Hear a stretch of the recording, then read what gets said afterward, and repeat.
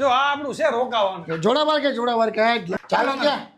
ચાવી બહાર રાખવાની હોય ચાવી? ના આપણે અંદર લઈ લેવાનું. સ્ટ્રોબરી રખાય આના કરતા. ખોલો એ ખોલજો.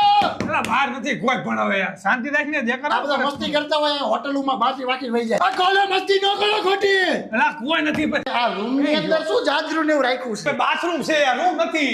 આ બાથરૂમ છે?